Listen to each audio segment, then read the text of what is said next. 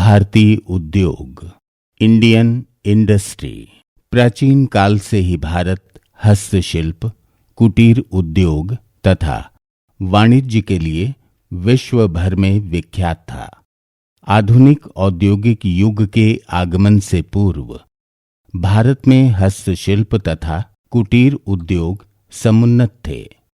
भारत में निर्मित सूती एवं रेशमी वस्त्र, मलमल, छपे हुए वस्त्र, मिट्टी के बर्तन तथा कलाकृतियों की विश्व में बहुत मांग थी।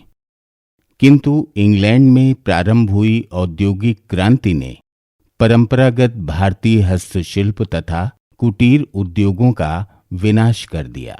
ब्रिटिश शासकों की ब्रिटेन में बनी हुई वस्तुओं को आयात करने तथा भारत से कच्चे माल का निर्यात करने को प्रोत्साहित करने वाली नीति ने देश के परंपरागत उद्योगों को अत्यंत दयनीय स्थिति में पहुंचा दिया।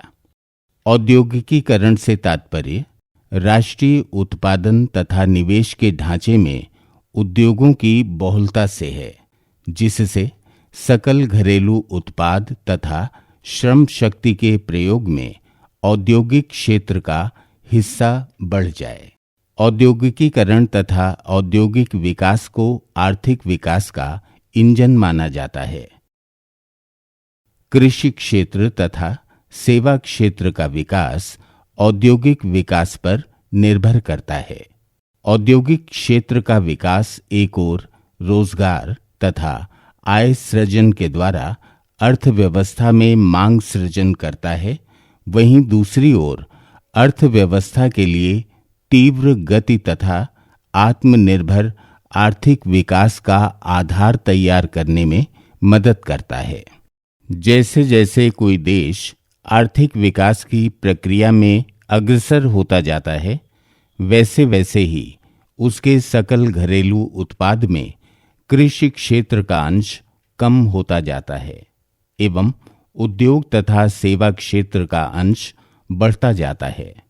अंग्रेजों के आगमन के पूर्व भारतीय अर्थव्यवस्था औद्योगिक रूप से पश्चिम यूरोपीय अर्थव्यवस्थाओं से अधिक विकसित थी, किंतु ब्रिटिश शोषणवादी तथा औपनिवेशिक नीति ने भारतीय उद्योगों को तहस नहस कर दिया और भारत की खुली लूट में शरीक हुए।